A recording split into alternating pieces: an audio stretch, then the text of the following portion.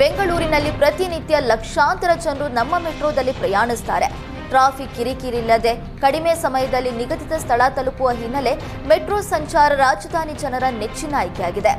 ಆದರೆ ಸದ್ಯ ಮೆಟ್ರೋ ಪ್ರಯಾಣ ದರ ಹೆಚ್ಚಳ ಮಾಡಿರೋದು ಸಿಲಿಕಾನ್ ಸಿಟಿ ಜನರ ಆಕ್ರೋಶಕ್ಕೆ ಕಾರಣವಾಗಿದೆ. ಕಳೆದ ತಿಂಗಳಷ್ಟೇ ಬಿಎಂಟಿಸಿ ಬಸ್ ಟಿಕೆಟ್ ದರ ಹೆಚ್ಚಳ ಮಾಡಿ ಸರ್ಕಾರ ಆದೇಶ ಹೊರಡಿಸಿತ್ತು. ಈಗ ಗಾಯದ ಮೇಲೆ ಬರೆ ಎಳೆದಂತೆ ನಮ್ಮ ಮೆಟ್ರೋ ಪ್ರಯಾಣವೂ ಕೂಡ ದುಬಾರಿಯಾಗಿದೆ.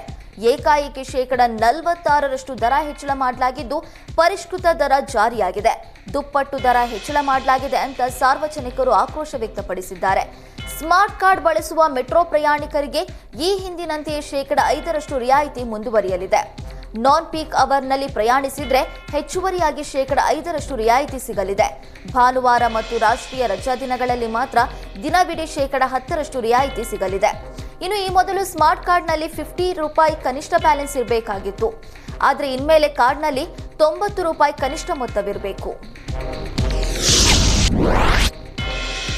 ಮಂಡ್ಯದ ಮಿಮ್ಸ್ ಜಿಲ್ಲಾಸ್ಪತ್ರೆ ಒಂದಿಲ್ಲೊಂದು ಕಾರಣಕ್ಕೆ ಸುದ್ದಿ ಆಗ್ತಾನೆ ಇರುತ್ತೆ. ಇದೀಗ ಬಡವರಿಗೆ ಕಷ್ಟ ಕಾಲದಲ್ಲಿ ನೆರವಾಗಬೇಕಿದ್ದ ಐಸಿಯುನ ಒಂದು ಘಟಕಕ್ಕೆ ಕಳೆದ 2 ತಿಂಗಳಿನಿಂದ ಬೀಗ ಜಡಿದಿರೋದು ಚರ್ಚೆಗೆ ಕಾರಣವಾಗಿದೆ. ಜಿಲ್ಲಾಸ್ಪತ್ರೆಯನ್ನೇ ನೆಚ್ಚಿಕೊಂಡಿದ್ದ ಜನರು ಇದೀಗ ಐಸಿಯುನಲ್ಲಿ ಬೆಡ್ ಸಿಗದೆ ಖಾಸಗಿ ಆಸ್ಪತ್ರೆಗಳತ್ತ ಮುಖ ಮಾಡುವ ಅನಿವಾರ್ಯತೆ ಎದುರಾಗಿದೆ. ಸದ್ಯ ಆಸ್ಪತ್ರೆಯ ಒಟ್ಟು 65 ಐಸಿಯು ಬೆಡ್ಗಳ ಪೈಕಿ ಕೇವಲ 18 ಬೆಡ್ಗಳು ಮಾತ್ರ ಕಾರ್ಯನಿರ್ವಹಿಸ್ತಾ ಇದ್ದಾವೆ. ಐಸಿಯು ಘಟಕಕ್ಕೆ ಬೀಗ ಜಡಿದಿರೋದನ್ನ ಪ್ರಶ್ನಿಸಿದ್ರೆ ಸಿಬ್ಬಂದಿ ಕೊರತೆಯ ಸಬೂಬು ನೀಡ್ತಾರೆ. ನರ್ಸ್ಗಳನ್ನ ಗುತ್ತಿಗೆ ಆಧಾರದಲ್ಲಿ ನೇಮಕಾತಿ ಮಾಡಿಕೊಳ್ಳುವ ಜವಾಬ್ದಾರಿ ಮಿಮ್ಸ್ ನಿರ್ದೇಶಕರಿಗೆ ಇದೆ.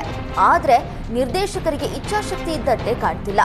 ಮಿಮ್ಸ್ ಅಧಿಕಾರಿಗಳ ಈ ದಿವ್ಯ ನಿರ್ಲಕ್ಷ್ಯದ ಹಿಂದೆ ಖಾಸಗಿ ಆಸ್ಪತ್ರೆಗಳ ಲಾಬಿ ಇದೆಯಾ ಅಂತ ಜನರು ಪ್ರಶ್ನೆ ಮಾಡ್ತಾ ಇದ್ದಾರೆ.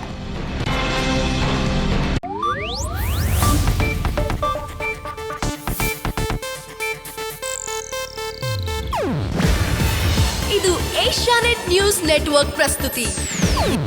ನೀವು ನೋಡ್ತಿದ್ದೀರಾ ಏಷ್ಯಾನೆಟ್ ಸುವರ್ಣ ನ್ಯೂಸ್.